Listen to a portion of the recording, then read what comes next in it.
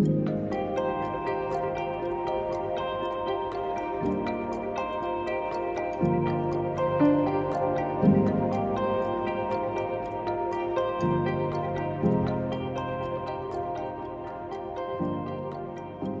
à tous, donc je suis Fanny Carton. En effet, merci à vous de m'avoir invitée pour intervenir sur ce thème qui me tient à cœur, le trauma et l'addiction, le trauma ou l'addiction, et au final pourquoi choisir, puisque comme on vient de le dire, c'est une problématique, une double problématique qui est très fréquente, et où au final, en effet, entre l'œuf et la poule, on ne sait pas comment on va se dépatouiller, mais il va bien falloir trouver des solutions à cette histoire. Donc moi je travaille à la maison d'arrêt de Sequedin, c'est la prison de Lille. Maison d'arrêt, c'est-à-dire que les gens qui sont en attente de condamnation ou qui sont condamnés mais dont le reliquat de peine après la condamnation n'excède pas 2 ans. Contrairement au service de soins en Belgique, moi je travaille pour l'hôpital et c'est l'hôpital qui nous envoie faire les antennes de consultation aux détenus. Pourquoi on s'intéresse particulièrement au TSPT en prison? Tout simplement parce qu'il y a peu de temps, on a fait une grosse recherche épidémiologique sur toutes les prisons du Nord-Pas-de-Calais. Enfin, à l'époque, c'était le Nord-Pas-de-Calais. On l'a commencé, c'était le Nord-Pas-de-Calais, on a fini, c'était les Hauts-de-France. Toutes les recherches en santé mentale sont particulièrement complexes à mener au sein des prisons. Et on a montré au final que le TSPT était l'un des troubles qui était le plus représenté au sein de la population pénale. Cette recherche, elle a eu lieu sur 653 arrivants au sein de plusieurs maisons d'arrêt différentes et comme vous avez pu le voir, elle a duré pendant 3 ans. Ce qu'elle a révélé, au final, on a procédé comme ça, c'est-à-dire qu'on a interrogé les gens dans un maximum de 3 jours après leur arrivée. Pourquoi 3 jours ? Tout simplement pour éviter que ça ne soit les effets de l'incarcération qui se fassent ressentir dans les troubles qu'on pouvait évaluer. Et donc on voulait avoir leur état de santé à l'arrivée et non pas impacté par la détention en elle-même. Même si c'était très illusoire, puisqu'on le sait, à l'arrivée en prison, il y a un état de crise psychique qui fait tomber les défenses et qui peut générer lui-même un traumatisme, voire même la garde à vue qui peut aussi en entraîner un. On les a évalués à partir du MINI, qui est un inventaire diagnostique. Et ce qui était très intéressant aussi, c'est qu'on avait effectué la même étude en population générale et donc on a pu établir une comparaison entre l'état de santé mentale de la population incarcérée et de la population générale. Ce qu'on a montré, donc ça c'est les caractéristiques, la moyenne épidémiologique des gens qui ont été interrogés, qui sont assez révélateurs au final de la population pénale dans sa globalité, avec des gens qui sont plutôt jeunes, un faible niveau d'études, avec peu d'activités professionnelles et pour beaucoup avec des antécédents d'incarcération. Donc des articles ont été publiés relatant les différents résultats, montrant au final qu'en effet on avait une nette majoration et une présence extrêmement plus importante des troubles mentaux en population pénale qu'en population générale, et notamment pour le trauma.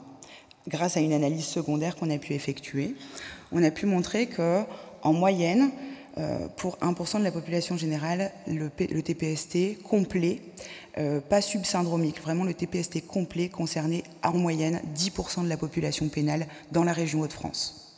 Ce qui veut dire que c'est un trouble, en effet, sur lequel il va falloir travailler ardemment parce qu'il est surreprésenté et que c'est une piste de réflexion qui est intéressante pour nous.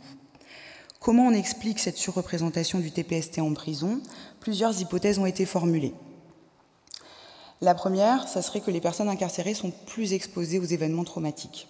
Certes, on a pu indéniablement le vérifier, sauf que cette surexposition semble insuffisante à expliquer à elle seule cette prévalence du TSPT qui est 8 fois supérieure en prison par rapport à la population générale.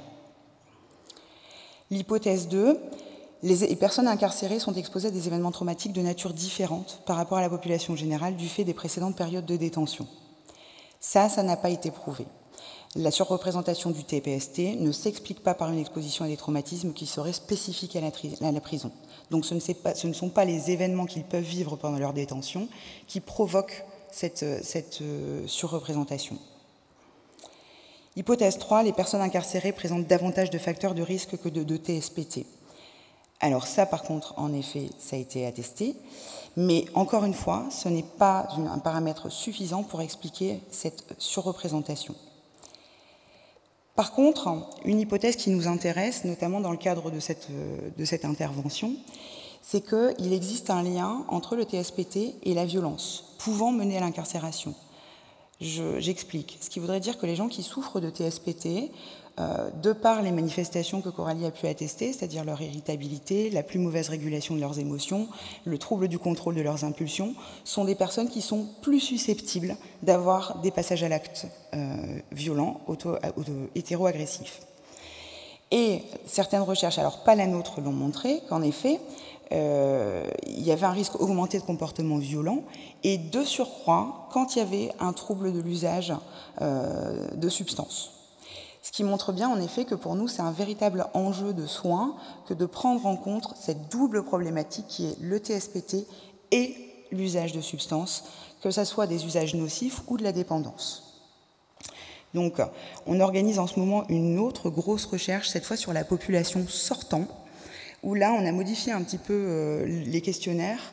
On se base toujours sur un mini, mais on a aussi questionné les antécédents de maltraitance infantile, les carences affectives, et on a questionné plus en détail aussi, en effet, la question du trauma, étant donné les résultats que nous avions obtenus lors de la première recherche.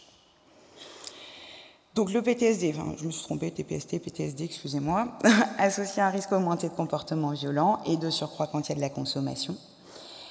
Du coup, ça veut dire qu'il va falloir prendre en charge et accompagner ces patients dans cette double problématique.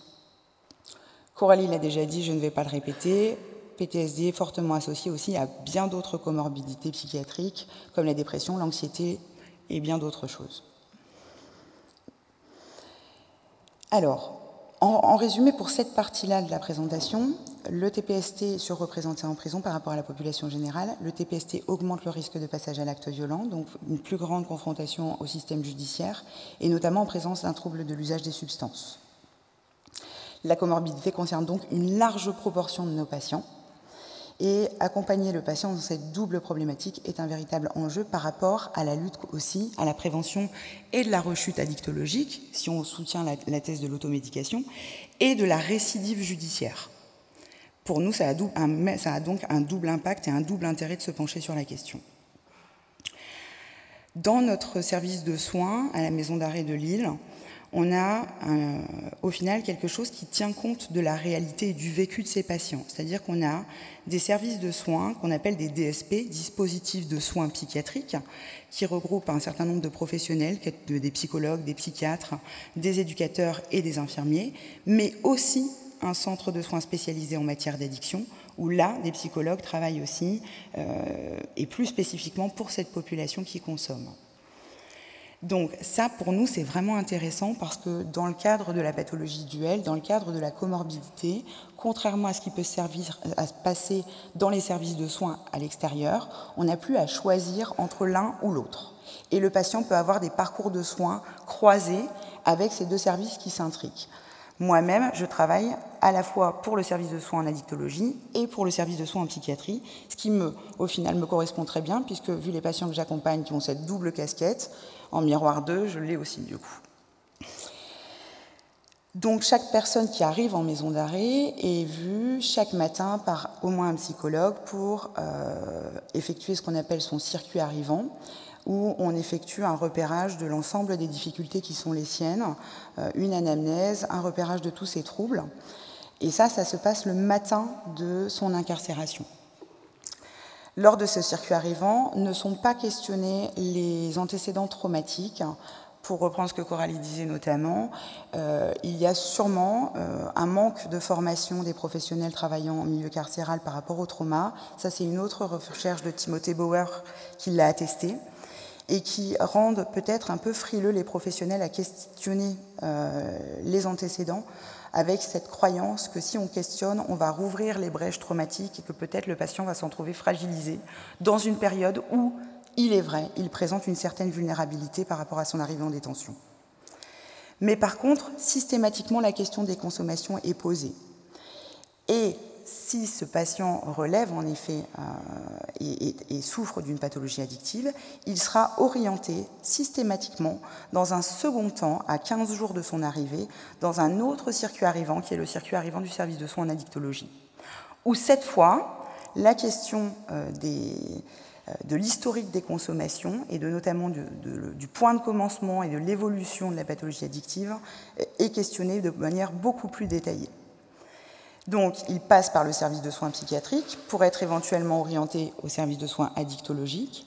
Et lorsque il est pointé des événements traumatiques dans sa vie, alors il nous est réorienté au service de soins psychiatriques pour pouvoir nous atteler au trauma. Ce qui montre une véritable collaboration et une véritable complémentarité de nos services de soins. Là, j'idéalise un peu, mais techniquement, ça se passe comme ça, en fait.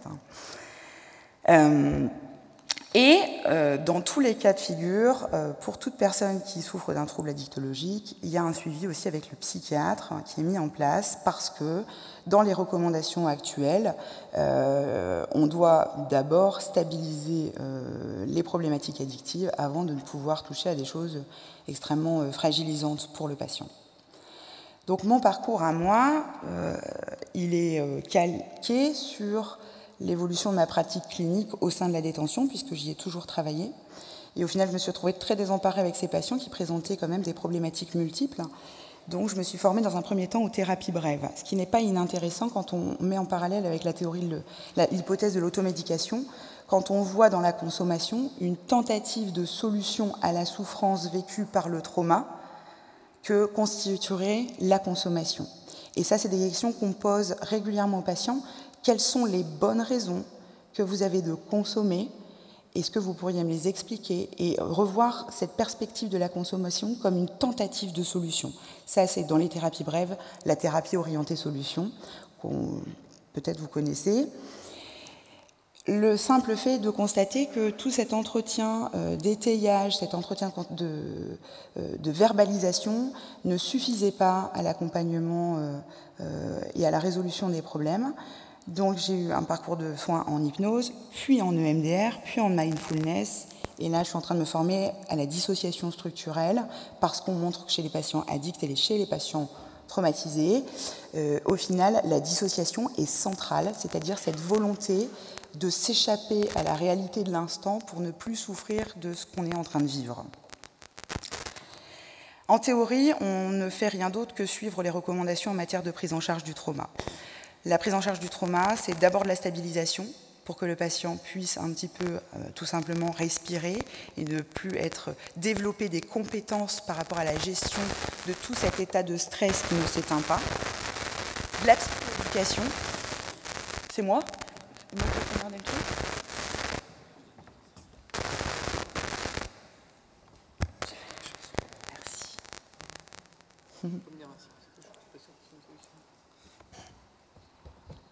Si, ça va aller, je crois. Ou pas. Bon, on va faire avec. Donc, on stabilise le patient. La psychoéducation permet en fait d'expliquer au patient ce qu'il est en train de vivre.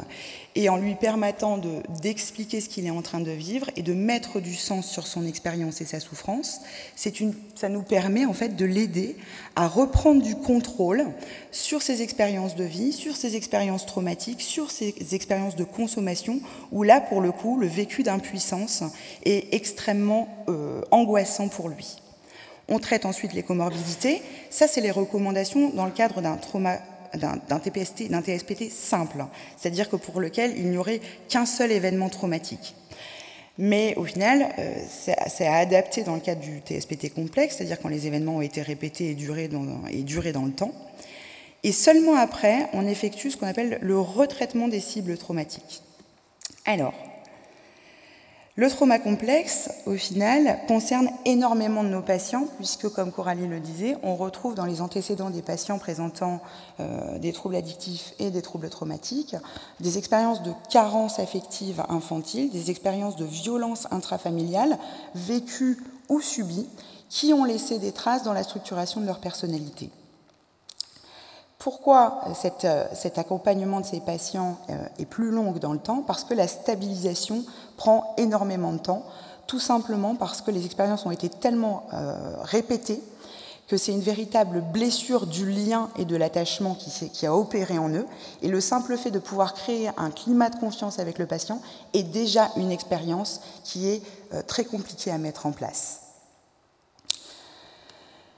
Alors, la première phase, c'est la stabilisation. La psychoéducation, c'est remettre la question traumatique au centre de la prise en charge. Donner du sens, des objectifs, replacer l'histoire traumatique au centre de la question. Beaucoup des patients pour qui on découvre des histoires traumatiques n'arrivent absolument pas en première intention avec l'envie de retravailler sur ces traumas.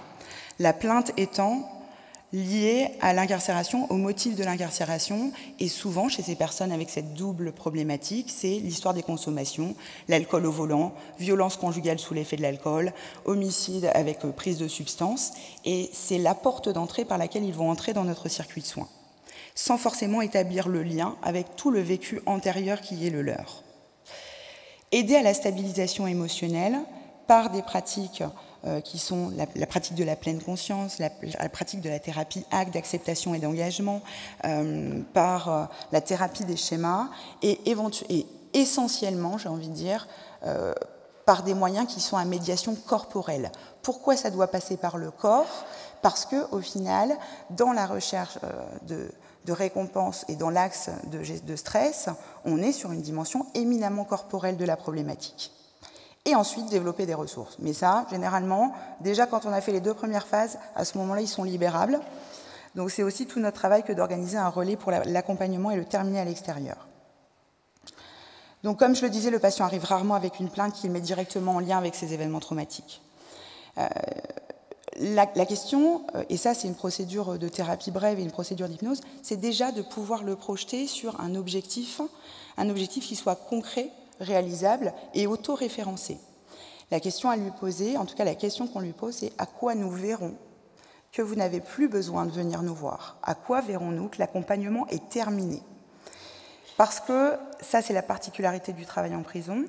La temporalité est bien différente qu'à l'extérieur et un accompagnement peut perdurer le temps de l'incarcération en perdant l'objectif initial de vue. Donc faire connaissance, recueillir la demande, expliquer au patient ce qui se passe pour lui et planifier des exercices de préparation. Quelles sont les bonnes raisons que vous avez de consommer? Ça, c'est de la thérapie orientée solution. Et généralement, et c'est là où je rejoins Coralie dans ses propos, c'est que l'hypothèse de l'automédication est largement confirmée dans le récit clinique et dans les récits de vie qu'on obtient de nos patients, pour oublier, pour m'apaiser.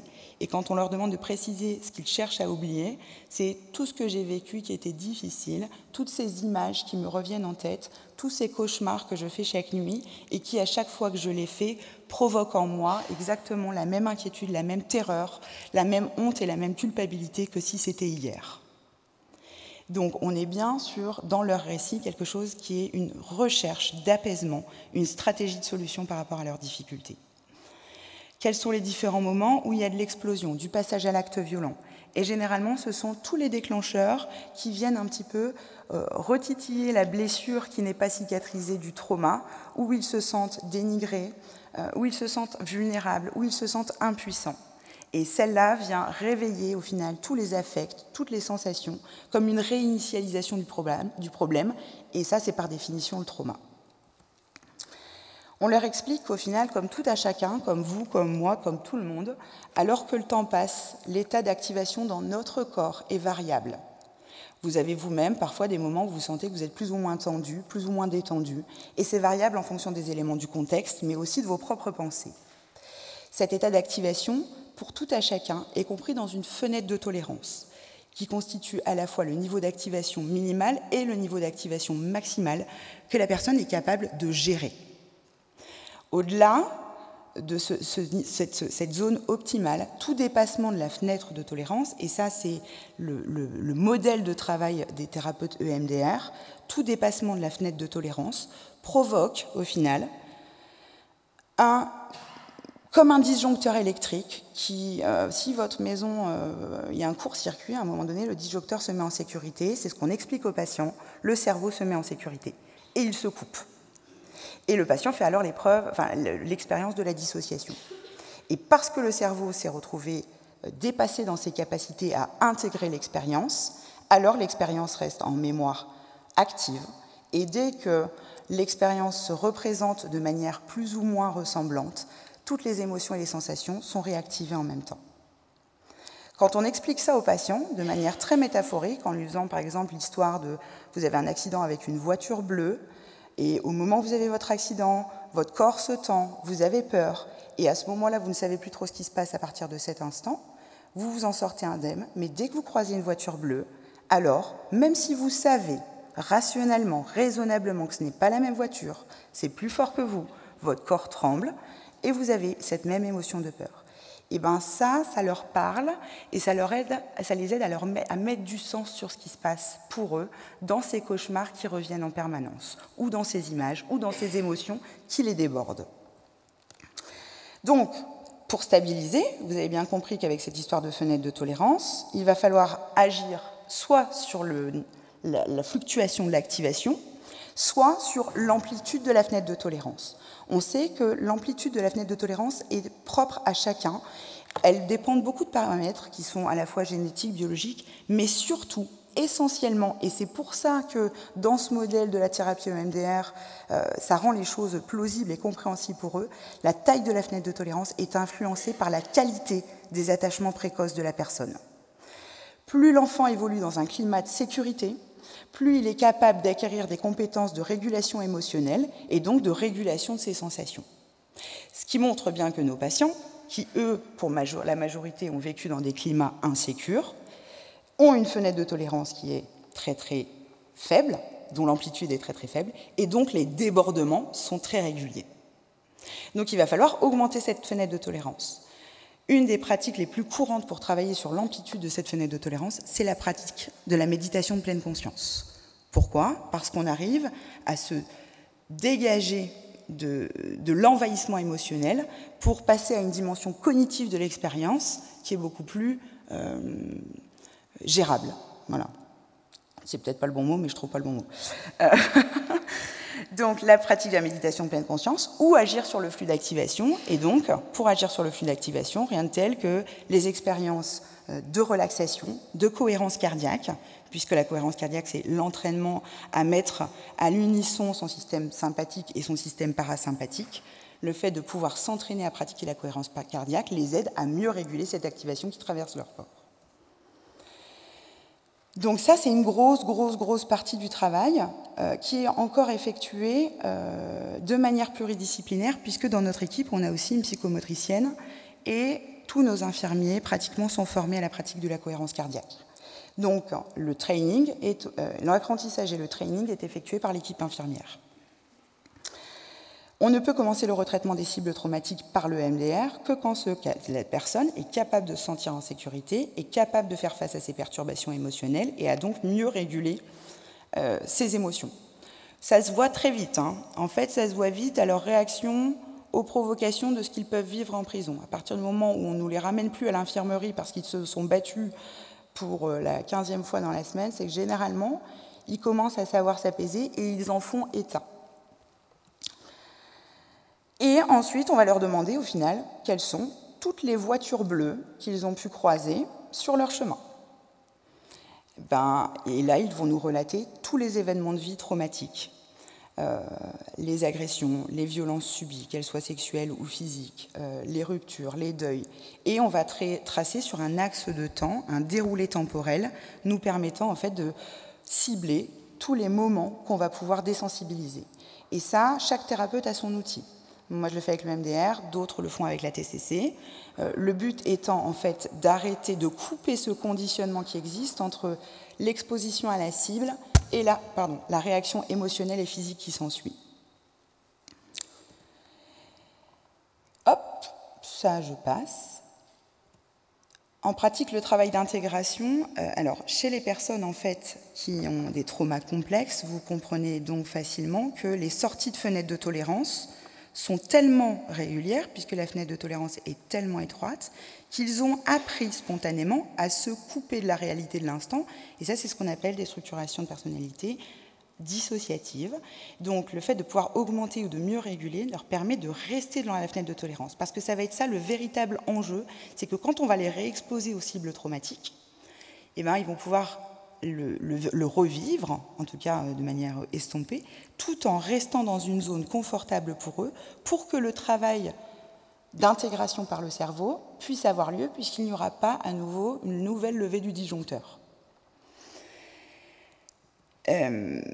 J'aurais voulu aussi vous parler en dernier lieu de ce travail d'intégration où là on va passer par exemple, enfin pas par exemple, on va passer pour le coup par un travail thérapeutique de groupe, parce que dans cette cicatrisation qu'on leur propose de cette plaie qui est restée à vivre, sur laquelle ils ont mis le pansement de l'alcool, de l'héroïne ou de la cocaïne pour soulager l'infection qui était latente, il y a eu aussi une blessure du lien des attachements et de notre capacité à vivre avec l'autre. Ça, c'est ce qu'Aurélie disait, hein, les difficultés relationnelles, et ça va être de réapprendre à fonctionner ensemble, étant donné que leurs systèmes d'attachement sont clairement défaillants, dysfonctionnels.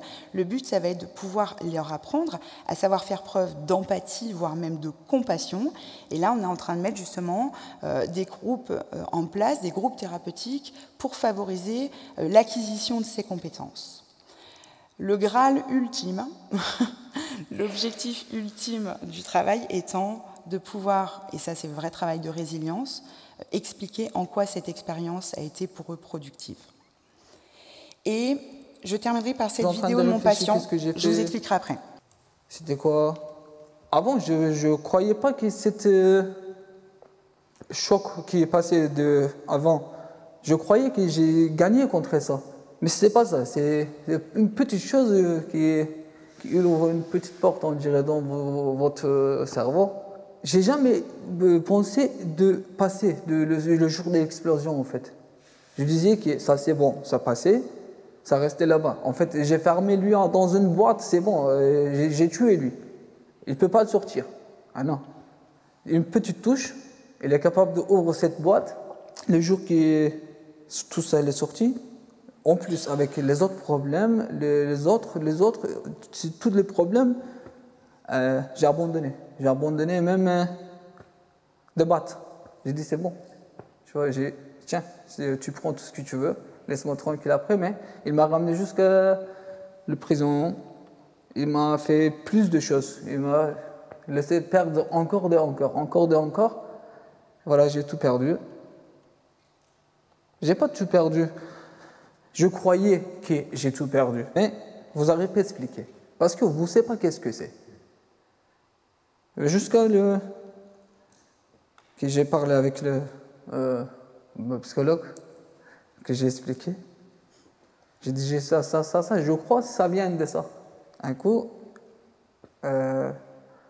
madame disait que peut-être que vous avez eu un choc, que vous n'arrivez pas à gérer. Dès que ça, le MDR qu'on a fait, ça fonctionnait bien, franchement. J'ai pas abandonné, c'est pour ça que j'ai pas laissé. J'ai battu j'ai donné tout ce que j'ai. Mais à la fin, je vois que j'ai gagné. Maintenant, je sais comment je vais battre contre ce problème. Mais après ce MDR, j'ai dormi bien en fait. Quelque chose manque, c'est pas comme avant. Quelque chose qui est disparu, quelque chose qui est... Je crois, je ne sais pas, peut-être j'ai refermé dans son boîte, sinon j'ai franchement gagné contre ça, qu'il n'est pas là. Ça fait un bon moment que je dors bien, je ne suis pas comme avant. Je commence à rire, je commence à faire le sport tranquille et tout. Avant, même le sport, j'arriverais pas parce que j'étais occupé de choses qui sont mon problème, qui viennent d'avant. Il était toujours dans mon cerveau, il était tout le temps. J'étais occupé avec lui. Maintenant, je suis soulagé. Ah, franchement. Avant, on dirait, il y en avait un remorque derrière, 15 ans, je suis en train de tirer, ben en plus, j'ai envie de courir. C'était ça, en fait. Mais maintenant, je cours seul. Je n'ai pas besoin de tirer ces 15 ans derrière. Je sens franchement bien maintenant. Je commence à faire planning à l'avenir. En fait, ce patient est incarcéré dans le cadre d'une consommation d'alcool au volant. Et il explique qu'il arrive, je rembobinerai, c'est pas grave.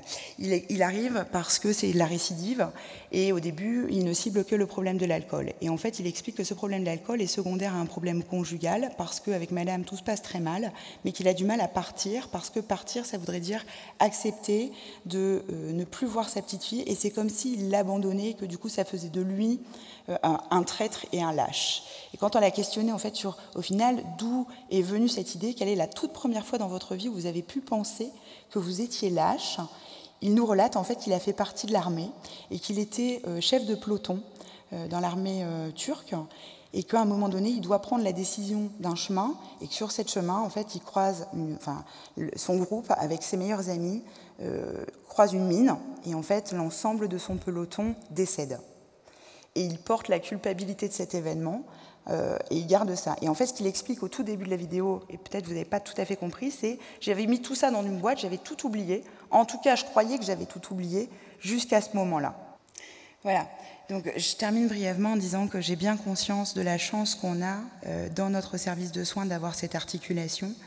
Et je sais bien que dans les services de soins extérieurs, ça ne se passe pas comme ça, parce que déjà, on est débordé, c'est vrai, mais nous, on a ce luxe d'avoir sur un même centre de soins à la fois cette casquette de la dictologie et à la fois cette casquette de la psychiatrie, qui est une grande richesse parce qu'on évite de renforcer des clivages intrapsychiques à une échelle institutionnelle.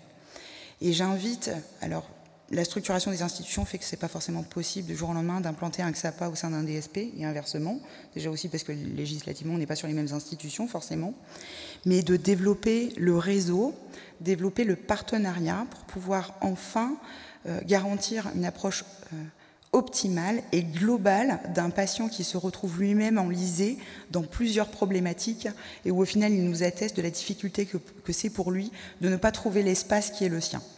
Voilà, c'est terminé pour moi. Merci beaucoup.